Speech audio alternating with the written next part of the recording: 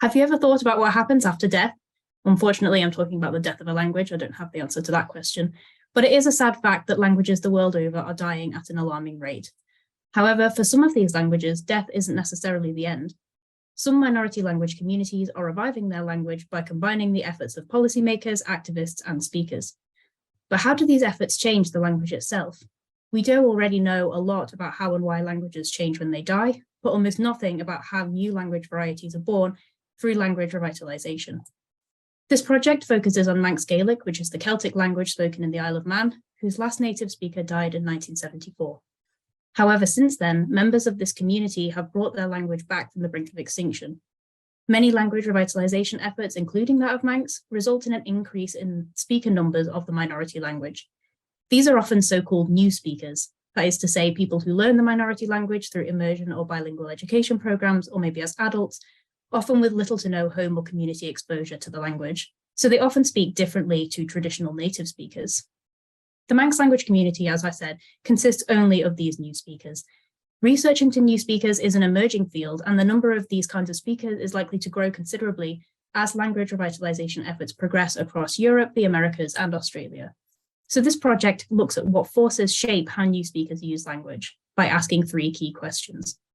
Firstly, it investigates what the language spoken by new speakers of Manx actually looks like. Do new speakers differ from each other in how they speak? And if so, why and in what ways?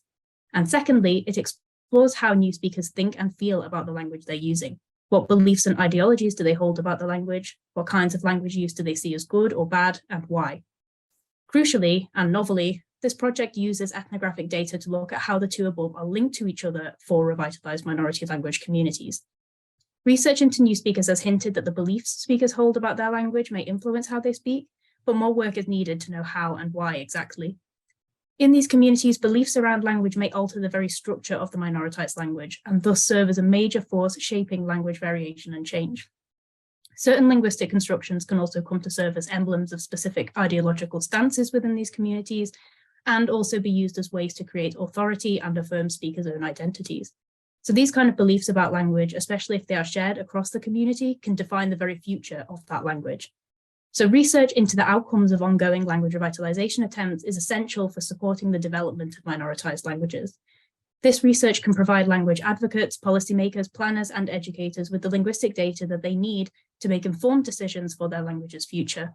So this study of Manx adds to this much needed research on revitalized endangered languages and will be an important contribution to the study of multilingualism in our ever-changing 21st century world. Go to UofG. Thanks for listening.